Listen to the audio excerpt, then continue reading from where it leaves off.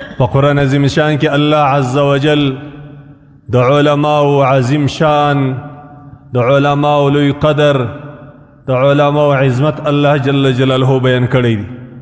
همدارکم رسول الله صلی الله علیه وسلم د علماء په باره کې ډېرې عجیبې پیشګویانې کړي دي، بشارتونه یې ورکړي دي. مقصد او مطلب او غرض د نن په بیان کې د علم قدر دی، چې علم دا ضروری دی. په علم باندې الله جل جلاله راضي کیږي او په علم باندې د الله د رسول صلی الله علیه وسلم طریقه خپلیږي. د حدیث شریف چې ما ستاسې درانه حضور ته تلاوت کوي، د دې حدیث شریف راوی سیدنا ابي امامة الباهلي دی. دی وایي رسول الله صلی الله علیه وسلم ته د دوو نفرو قصه وسول. د دوو نفرو قصه رسول الله صلی الله علیه وسلم ته وسول، یعنی یو قسم استفسار دی د رسول الله صلی الله علیه وسلم سه، چې دوه نفر دی، یو سړی عالم دی، دی د علم تعلیم او په تعلم باندې مصروف دی، او یو بل مؤمن مسلمان بیا عابد دی، دی ټوله ورځ د الله جل جلاله په عبادت باندې تیروي. د ده زندگی د الله د عبادت سره تړلې ده، د ده ژوند ټوله د الله جل جلاله په عبادت کې ورباندې تیریږي.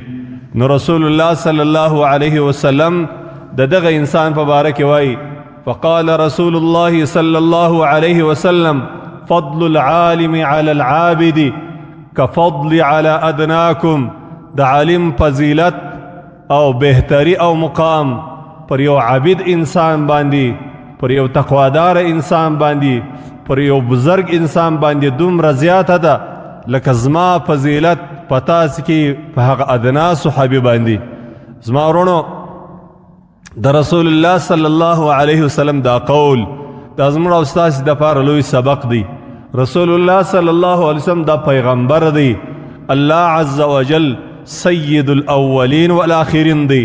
حدیث شریف کی راضی رسول الله صلی الله علیه وسلم فرمائی، انا قائد المرسلین ولا فخر، وانا خاتم النبیین ولا فخر، وانا اول شافع ومشفع ولا فخر. دا دا رسول الله صلی الله علیه وسلم عظیم شان دی. رسول الله صلی الله علیه وسلم وی ټول انبیاء ټول رسولان به د قیامت په ورځ باندې په ما پسې، زه به د ټولو قائد یم، رهبر به یم، مشر به یم، در ټولو مخ ته به رسول الله صلی الله علیه وسلم روان وي د الله جل جلاله حضور ته و جنت ته. رسول الله صلی الله علیه وسلم به د دوی مشر وي، د دوی قائد به وي. رسول الله صلی الله علیه وسلم وایي دا یو برکت دی، دا یو عظمت دی، دا یو شان دی د الله جل جلاله ما ته راکړی دی. دا خبرې د فخر په وجه نه وایم، د تکبر او د لویۍ په خاطر دا خبره نه کوم. بیا رسول الله صلی الله علیه وسلم وایي زه د ټولو انبیاو آخري نبی یم، پر ما باندې الله د نبوت د دروازې ختم کړی دی. دا دروازه د نبوت الله پر ما بند کړل، نور به در قیامت بیا بل نبی بل رسول بل پیغمبر به نه راځي. او دا خبره زه له فخر نه کوم، دا زه د فخر په وجه نه وایم، خدا یو عظمت دی، یو مقام دی، یو مرتبه ده چې الله جل جلاله ما ته راکړې ده. بیا رسول الله صلی الله علیه وسلم وایي ای زما صحابه کرامو، ای زما امتیانو، زه هغه څوک یم چې الله جل جلاله به اول وار د قیامت په ورځ باندې د ټولو انسانانو په مخ کې اجازت د شفاعت به الله ما ته راکړي. اجازت د شفاعت به هغه په آیت کرسی کې چې موږ وایي من ذا الذي يشفع عنده الا باذنه. څوک دی چې د خدای یو مخ ته د چا سفارش وکړي؟ څوک دی چې د خدای یو مخ ته ودرېږي؟ یو څوک د خدای له عذاب خلاص کړي. څوک دی چې یو څوک د الله جل جلاله په مخ کې د ده د جرمو څه چې ده کړي دي، د ده د ظلمو څه، د ده د ګناهو څه، چې دی نن د الله جل جلاله په حضور کې خلاص کړي، ما سوا د هغه چا چې الله عز وجل هغه ته اجازت وکړي. اول اجازه به د شفاعت و رسول الله صلی الله علیه وسلم ته حاصل سي. رسول الله صلی الله علیه وسلم اول شافع هغه به رسول الله صلی الله علیه وسلم وي. بیا رسول الله صلی الله علیه وسلم وایي چې کله بیا نور خلکو تم د شفاعت اجازه وسی، نور خلق هم شفاعت کوي، خو اول هغه کس به بیا زه یم چې الله د یو چا سفارش، د یو چا شفاعت الله قبول کی، د یو چا جهت، د یو چا عظمت، د یو چا قدر د سفارش الله قبلی، هغه بم زه یم. و اول مشفع، اول ور شفاعت بم زما د الله قبول کی. ګوري دا پیغمبر، دا رسول، دا د عظمت خاوند، دا د لوی مقام خاوند، دا د عظیم مرتبه خاوند، الله جل جلاله دونه لوی درجه ورکړې ده. د هغه باوجوده رسول الله صلی الله علیه وسلم د هغه عالم په باره کې د الله رسول صلی الله علیه وسلم فرمایي چې کم انسان عالم وي د الله د دین، د الله په دین په زده کړه کې وخت تېروي، د الله د دین د حاصلولو دپاره وخت تېروي. د الله رسول صلی الله علیه وسلم وایي فضل العالم علی العابد کفضلی علی ادناکم، لکه زما فضیلت چې پر هغه ادنا صحابه باندې څونه زیات دی، زما د امت د عالم فضیلت پر عام انسانانو باندې الله جل جلاله دونه زیات کړی دی. زما ورونو دا یو داسې بادشاهي ده، دا ختمېدونکې نه ده. دا د علم دا داسې تاج دی چې یو الله یو چاته ور پر سر کی. دا د علم داسې مقام دی چې یو الله جل جلاله یو چاته ورکی. دا په دنیا کې نه ختمیږي، دا ورځ په ورځ زیاتیږي، دې تاج عزت ورځ په ورځ زیاتیږي، او دا په قبر کې نه ختمیږي. د دې تاج عزت دا په قبر کې مسته، د دې تاج عزت دا د محشر په ورځ باندې مسته، د دې تاج عزت دا په جنت کې مسته. ځکه زما ورونو کوشش دا وکړي د الله دین زده کړي، د الله دین زده کړي. یو هغه رسمي علما دي چې ټولې درجې ووایي، یو فاضل سي دستاربندي وز، یو عام علما دي، دا هم عالم دی چې دی راولاړ سي، دی دا فرض لمونځ په صحیح طریقه باندې زده کړي، دی دا د روژې ترتیب زده کړي، دی د راکړې ورکړې ترتیب یعنی د تجارت دا شان دی زده کړي، دی د طلاق ضروري مسائل زده کړي، دی د ایمان ضروري مسائل زده کړي. دا علم دی، دې سړي ته الله د عالم مقام ورکوي. دا شي قرآن زده کړي، په صحیح تلاوت باندې دا قرآن صحیح تلاوت کړي. زموږ دلته بعضې ملګري دي ډېر وخت یې په تبلیغ کې لګولی دی، الحمدلله الله دې ځینې قبول کړي. خو وروسته دوی ته دا معلومه سوله چې زما له دې وخت لګولو سره سره به زه د الله قرآن صحیح زده کوم، او له دې ډېر وخت لګولو وروسته دی په دې پوه سو چې زما دپاره ضروري دا ده چې زه قرآن په صحیح تلفظ باندې زده کړم، زه قرآن په تجوید باندې زده کړم، او زه دونه قابلیت په ځان کې پیدا کړم چې دا قرآن بیا بل چاته ووایم. د هغه مرتبه ده دته معلومه سول. موږ او تاسو هم له دغو احادیثو دا مرتبه او درجه معلومیږي. نو کوشش دا وکړئ د الله دین زده کړئ، د الله په دین کې کوشش وکړئ، وخت د الله و دین ته ورکړئ.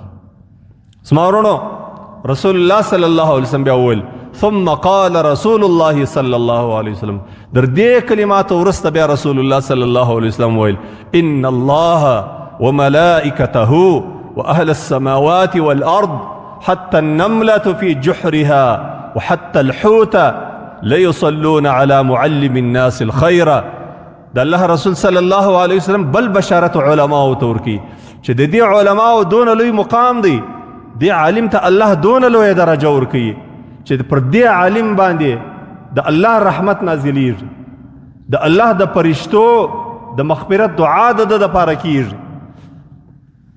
د اسمان کې چې څه فرشتي دي، په ځمکه کې چې د خدای څه مخلوق دي، چې یو قسم د مخلوقاتو دي، دا ټوله مخلوقات پر دغه انسان ته د الله جل جلاله په دربار کې د مغفرت دعا کوي. دا چاته یې کوي؟ دا د علماو ته کوي. رسول الله صلی الله علیه وسلم راشي حتی النملة فی جحرها، تر داسې اندازې چې د ځمکې په شکم کې چې کم میږیان دي او هغه مایان چې د دریاب په منځ کې دي، وحتی الحوت، د الله رسول صلی الله علیه وسلم وایي مایان لیصلون علی معلم الناس الخیر، دی د مغفرت دعا کوي و هغه چاته چې د علم حاصل کوي او د دغه علم په برکت باندې دی د نور خلکو د هدایت کوشش کوي، دی د علم نور خلکو ته رسوي. دی یوه کلمه زده کړې ده، دی کوشش کوي دا کلمه بل چاته ورسوي. د لمونځ زده کړی دی، دی کوشش کوي دا لمونځ بل چاته روزه کړي. د دین یوه مسله زده کړې ده او دی کوشش کوي چې دا بل چاته ورسوي. دا د الله جل جلاله دون عظیم قدر او عظمت او درجه و دې خلکو ته ورکوي. دا په چیش باندې حاصلیږي؟ دا په دې نه حاصلیږي سړی د لوی نسب خاوند دی، یو سړی د لوی قوم خاوند وي، یو سړی د ډیر مال خاوند وي، یو سړی په دنیا کې د ډیرو لوی عهدې خاوند وي، دا په دې شي نه حاصلیږي. دا په چی حاصلیږي؟ دا د الله د دین په زده کړه باندې حاصلیږي. زما ورونو، په دنیا کې هیڅ یو عبادت د الله د دین د زده کړې سره برابر نه دی. هیڅ یو عبادت ما سوا د هغو کسانو چې هغه د خپل سر او مال دواړه د الله په دین باندې قربان کړي، ما سوا د هغه مجاهد چې د خپل سر هم د الله په دین قربان کړي او خپل مال هم د الله په دین باندې قربان کړي، نو دې د سر او د مال د دواړو سودا د الله سره وکړه. د دې سړي لوی مقام دی او د دې سړي عبادت، د دې سړي دغه عمل، دا جهاد، دا د الله پر دین باندې جنګېدل، دا د الله د دین ساتل، دا د الله پر دین باندې قرباني ورکول، دا د الله پر دین باندې هجرت کول، دا د الله پر دین باندې غرو درو کې وختونه تیرول، دا د الله پر دین باندې مور پلار ورور کور خاندان دا ټوله پرېښول. دغه مجاهد ما سوا د دې مجاهد لوی مقام دی. په دنیا کې هیڅ یو مقام، هیڅ یو عبادت د دو عمل ته نشي رسېدلی. په دنیا کې هیڅ یو عبادت دون اجر و ثواب نه دی باندې مرتب لکه د دې مجاهد پر عمل باندې. د مجاهد را وروسته بیا در ټولو بهترین عمل الله د دین زده کړه ده. ځکه د الله په دین باندې زده کړه باندې الله جل جلاله ته وپېژنې. د الله د دین په زده کړه باندې د الله د رسول مقام تا ته معلوم سي. د الله د دین په زده کړه باندې چې ته کم فرض عمل کوې، لمونځ کوې، دا لمونځ دې صحیح کوې، روژه نیسې، روژه دې سمه نیولي، زکات ورکوې، په صحیح طریقه یې ادا کوې او نور اعمال تر سره کوې. تا ته دا در معلومیږي چې زه اوس د ثواب کار کوم او که نعوذ بالله د ګناه کار کوم، او دا د ثواب مراتب در معلومیږي چې زه چې دا عمل وکم ډېر ثواب دی، که هغه عمل وکم ډېر ثواب دی. سړي ته دا ځای معلومیږي. ځکه زما ورونو، رسول الله صلی الله علیه وسلم د معلم الناس بالخیر، هغه معلم الناس الخیر هغه څوک چې د الله دین وچاته ښیي، د هغه په باره کې دا وایي چې الله جل جلاله خپل رحمت پر دې انسان باندې نازلوي. د الله فرشتې د مغفرت دعا ورته کوي، د ځمکو د اسمانو خاوندان د مغفرت دعا کوي، د ځمکې میږیان او د دریاب مایان دا ودې انسان ته دعا کوي. زما ورونو، الله جل جلاله دې موږ او تاسې د حقاني علماو ملګري، الله دې د دوی په سب کې د محشر په ورځ باندې راپورته